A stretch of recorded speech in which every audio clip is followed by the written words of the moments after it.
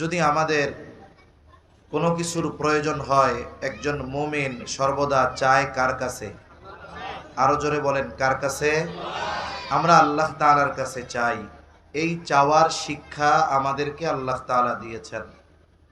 আল্লাহ সুবহানাহু ওয়া তাআলার কাছে চাওয়ার মাধ্যম আল্লাহ তাআলা কোরআনুল কারীমে জানিয়ে দিয়েছেন। কখনো নামাজের মাধ্যমে আমরা আল্লাহর কাছে সাহায্য চাই, কখনো ধৈর্যের মাধ্যমে চাই, কখনো নবীজির শিখিয়ে দিয়ে দেওয়া কিছু দোয়া পাঠ করার মাধ্যমে আল্লাহ তাআলার কাছে সাহায্য চাই। আমরা আল্লাহ তাআলার কাছে দোয়া করি, জাগতিক অনেক বিষয় চাই, অনেক সময় পরলৌকিক বিষয়গুলো আমরা চাই। আল্লাহ সুবহানাহু ওয়া তাআলা কোরআনুল কারীমের মধ্যে দোয়া আমাদের জন্য শিখিয়ে দিয়েছেন, যদিও দোয়া করেছেন আদম আলাইহিস সালাম। রব্বানা আতিনা ফিদ দুনিয়া হাসানা ওয়া ফিল আখিরাতি হাসানা ওয়া কিনা আযাবান নার। পয়গম্বর আলাইহিমুস সালামের দোয়াগুলো আল্লাহ তাআলা কোরআনুল কারীমের মধ্যে আমাদের শিখিয়ে দিয়েছেন। আদম আলাইহিস সালামের দোয়াটা কি? রব্বানা যালামনা আনফুসানা ওয়া ইল্লাম তাগফির লানা ওয়া তারহামনা লানাকুনান্না মিনাল খাসিরিন। এভাবে আল্লাহ তাআলার কাছে আমরা দোয়া করি।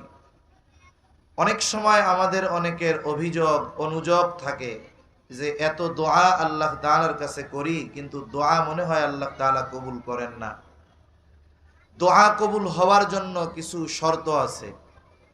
কোন ব্যক্তি, কোন ইমানদার যদি ওই শর্তগুলো ঠিক রেখে দোয়া করে, তাহলে তার প্রত্যেকটা দোয়া যিনি কবুল করেন তিনি কে? আরো জোরে বলি, কে? আল্লাহ। দোয়া কবুলের 1 নাম্বার শর্ত একনিষ্ঠতার সাথে আল্লাহ তাআলার কাছে দোয়া করা, একাগ্রতার সাথে চাওয়া। এই একনিষ্ঠতা, একাগ্রতার মধ্যে কোনো ফাঁক ফোকর না থাকা, সাথে সাথে এই একাগ্রতা বা একনিষ্ঠতার সাথে সাথে এই বিষয়ের উপরে দৃঢ়তার সাথে বিশ্বাস রাখা যে আমার দোয়া আল্লাহ কবুল করবেই। যে কোনো ইবাদত কবুল হওয়ার জন্য আল্লাহ তাআলা একনিষ্ঠতাকে আবশ্যকীয় করে দিয়েছেন। আর এই দোয়া এমন কিছু হতে পারবে না যেই দোয়া আল্লাহ তাআলার কাছে কবুল হওয়া আমাদের জন্য অসম্ভব, কিন্তু আল্লাহর জন্য কোনো কিছু অসম্ভব নয়। তাহলে 1 নম্বর দোয়া করব একনিষ্ঠতার সাথে, একাগ্রতার সাথে। 2 নম্বর, দোয়া করার ক্ষেত্রে এমন কিছু আল্লাহর কাছে চাইব না যেটা দেওয়ার ক্ষমতা আল্লাহর আছে, কিন্তু এই সময় আল্লাহ তাআলা এটা দিবেন না। এখন কেউ যদি আল্লাহ তাআলার কাছে দোয়া করে, আল্লাহ আপনি তো সকল ক্ষমতার মালিক হলেন, আপনি আমাকে একটু সুলাইমান আলাইহিস সালামের মতো রাজত্ব দেন। বলেন তো, দেওয়ার ক্ষমতা আল্লাহর আছে না নাই? তবে আল্লাহ তাআলা এইটা দিবেন না, কারণ এই দোয়া পয়গম্বর সুলাইমান আলাইহিস সালাম আল্লাহর কাছে দোয়া করছে, আল্লাহ আমাকে এমন এক রাজত্ব দেন যেই রাজত্ব আমার পরে আপনি আর কাউকে দিবেন না। আল্লাহ তাআলাও জানায় দেন, কি দোয়া করছে সুলাইমান আলাইহিস সালাম? রব্বি হাবলি মুলকান লা ইয়ানবাগি লিআহাদিম মিন বাদি। ও রব, আমাকে আপনি এমন এক রাজত্ব দেন যেই রাজত্ব আমার পরে আর কাউকে দিবেন না। এই জন্য দোয়া কবুলের অন্যতম এক শর্ত হলো এমন কোন কিছু আল্লাহ তাআলার কাছে না চাওয়া যেটা আল্লাহ তাআলা দিবেন না। আবার কেউ যদি দোয়া করে বলে, আল্লাহ আপনি নূহ আলাইহিস সালামকে 1000 বছর হায়াত দিয়েছেন, আবার জালেম ফেরাউনকে 400 বছর হায়াত দিয়েছেন, 1000ও প্রয়োজন নাই, 400 প্রয়োজন নাই, আমারে 600 বছর হায়াত দিয়েন। বলেন তো, 600 বছর হায়াত দেওয়া আল্লাহর জন্য সম্ভব কি সম্ভব নয়? সম্ভব, তবে আল্লাহ দিবেন না। কারণ রাসূলুল্লাহ সাল্লাল্লাহু আলাইহি ওয়াসাল্লাম এই উম্মতির গড় হায়াতের কথা জানিয়ে দিয়েছেন 60 থেকে 70 বছর। তাহলে মূল কথা হলো এমন কিছু আল্লাহ তাআলার কাছে না চাওয়া যেটা আল্লাহর দেওয়া সম্ভব হলেও এই জামানায় আল্লাহ তাআলা দিবেন না। 3 নাম্বার, দোয়া কবুলের ক্ষেত্রে তাড়াহুড়ো না করা, যে আল্লাহ এক্ষুনি দেন দিতেই হবে, এইভাবে তাড়াহুড়ো না করা। 4 নাম্বার বলে দোয়া করার সময় এমন আচরণ না করা যে আল্লাহ তাআলা আপনি তাড়াহুড়ো করা যে দোয়াটা এখনই কবুল করেন। 4 নাম্বার হারাম ভক্ষণকারী, যে যার গায়ের পোশাক হারাম, যার উপার্জন হারাম, খাবার হারাম, এগুলো যদি হয় দোয়া কবুল হয় না। এই জন্য খাবার, পোশাক, উপার্জন এগুলো হালাল হওয়া। আরো কয়েকটা শর্ত আছে, শর্তগুলো আর লম্বা করব না। এখন এইভাবে এই শর্তগুলো ঠিক রেখে যখন কোনো আল্লাহর বান্দা আল্লাহর কাছে দোয়া করে, বলে আল্লাহ তাআলা ওই ব্যক্তির সব দোয়াগুলো কবুল করে নেয়। আর যখন কোনো ব্যক্তির কোনো দোয়া কবুল হয়, বলে ওই দোয়ার অবস্থা কমপক্ষে 4 ধরনের হয়। কয় ধরনের? দোয়া কবুল হয়, তবে দোয়া কবুলের ধরনটা 4 ভাবে হতে পারে। 1 নাম্বার, যেই বিষয়টা বা যেই বস্তুটা আল্লাহ তাআলার কাছে চেয়েছে, চাওয়ার সাথে সাথে আল্লাহ তাআলা তাকে দিয়ে দেয়। চেয়েছে সাথে সাথে দিয়ে দেয়। বলে আমার আপনার জীবনে এমন অনেক ঘটনা আছে, এমন অনেক ওয়াকিয়া খুঁজে পাওয়া যাবে যে ওই মুহূর্তে যেই জিনিসটা প্রয়োজন অথচ পাওয়াটা অসম্ভব ছিল, কিন্তু আল্লাহ তাআলার কাছে বলছি মনে মনে, আর সাথে সাথে আল্লাহ তাআলা ওই বিষয়গুলোর ব্যবস্থা করে দিয়েছে। দোয়া শুধু হাত উঁচা কইরা করতে হয় তা না, দোয়ার জন্য শুধু মুখ দিয়ে উচ্চারণ করতে হয় তা না। আল্লাহর কাছে চাওয়ার মাধ্যম অনেক আছে। বান্দার সাথে, আল্লাহর সাথে বান্দার হৃদয়ের ভাষায়ও কথোপকথন হয়, ঠিক কিনা বলেন? অনেক সময় এমন হয়, দেখা যায় আমি আপনি এক জায়গায় যাব, খুব জরুরি দরকার। মনে করেন একজন লোক একেবারে প্রত্যন্ত অঞ্চল, যেই জায়গাগুলোতে সন্ধ্যার পরে গাড়ি চলে না, লোকজন পাওয়া যায় না। বলতে পারেন হুজুর এখন এরকম এলাকা আছে নাকি? বলে হ্যাঁ আছে। বাংলাদেশে এমনও জায়গায় সফর হয়েছে যেই সব এলাকায় সন্ধ্যার আগে সব বাজারগুলো বন্ধ হয়ে যায়। সন্ধ্যার পরে কোনো দোকান খোলা থাকে না, আগেই বন্ধ করে মানুষজন বাড়িতে চলে যায়। মানুষজন যদি বাজারে রাস্তাঘাটে না থাকে, তাইলে ওই সব রাস্তায় কি গাড়ি পাওয়া যাবে? পাওয়া যাবে না।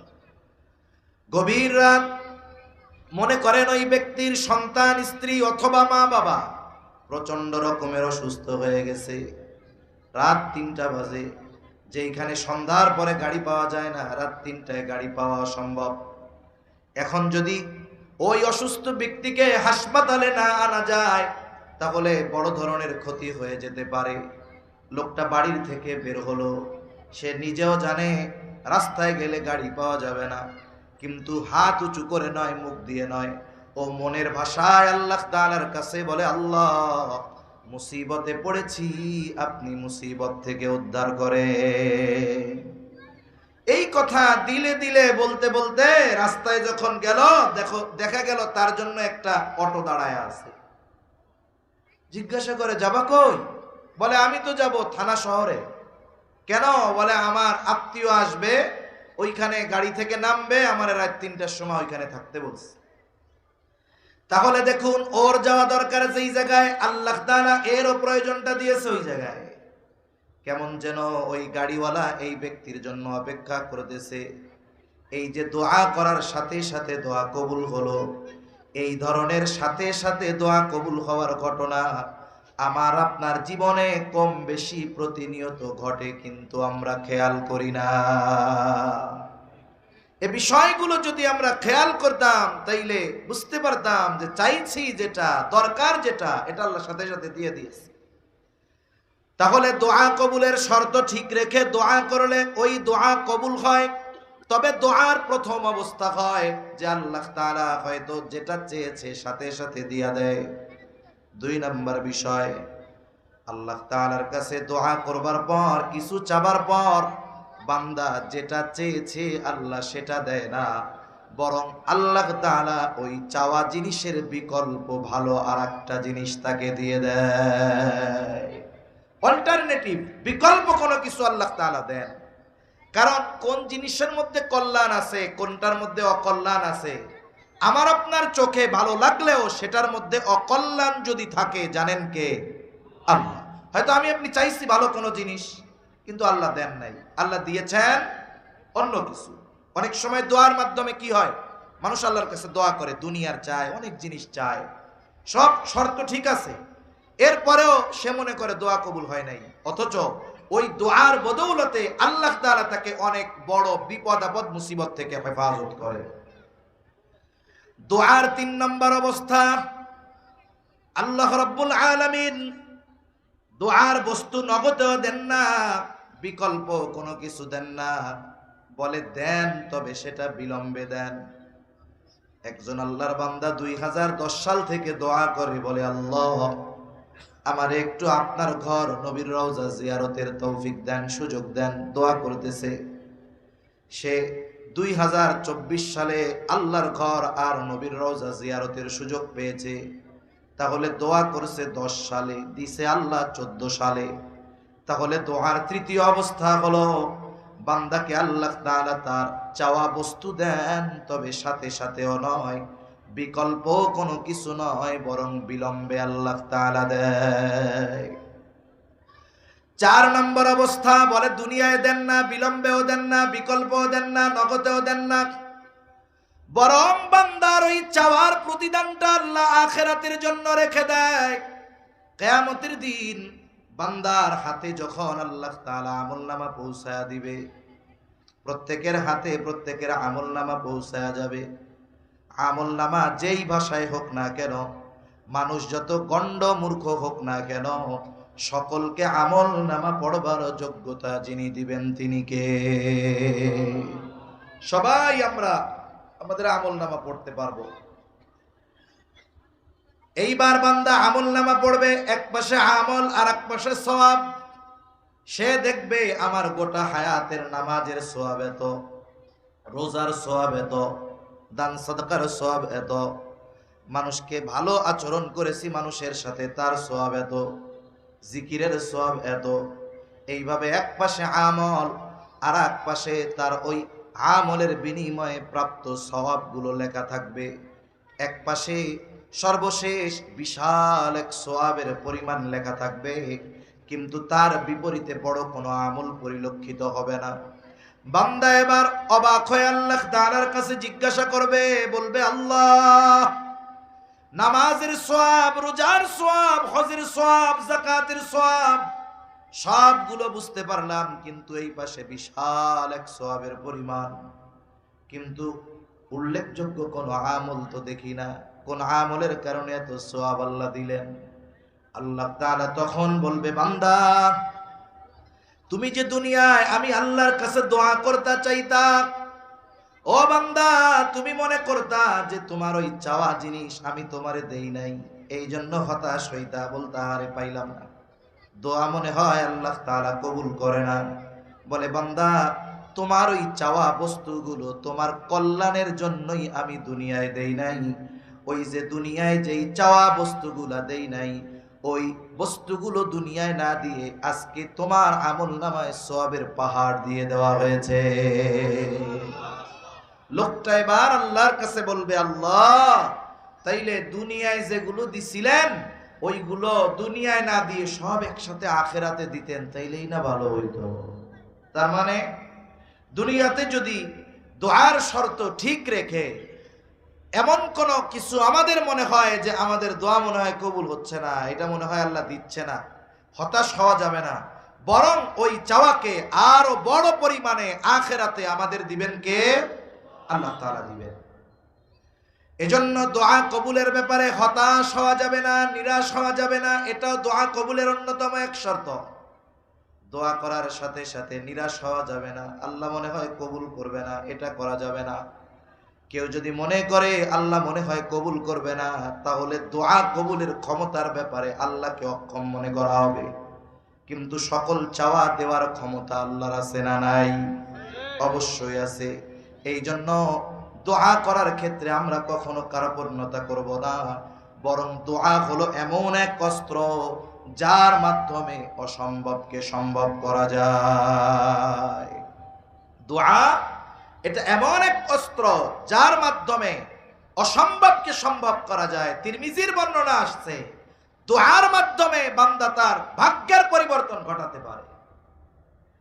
এজন্য বান্দা যদি আল্লাহর কাছে চায়, আল্লাহ তাআলা খুশি হয়।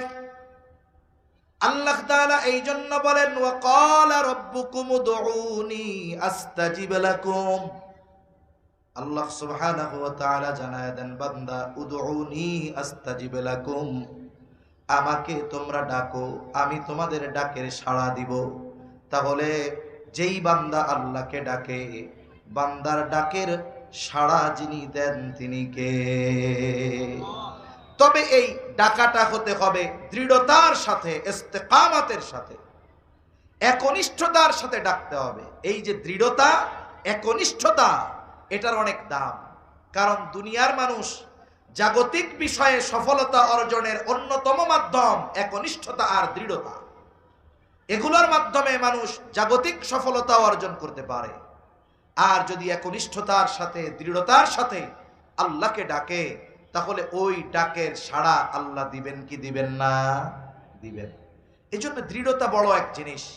যে কোনো আমলের ফলাফল পাওয়ার জন্য একনিষ্ঠতা এবং দৃঢ়তা দরকার।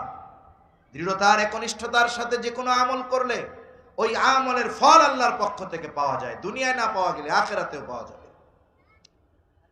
দুনিয়াতেও গুনাহ করার ক্ষেত্রেও মানুষ অনেক সময় একনিষ্ঠতার সাথে গুনাহ করে।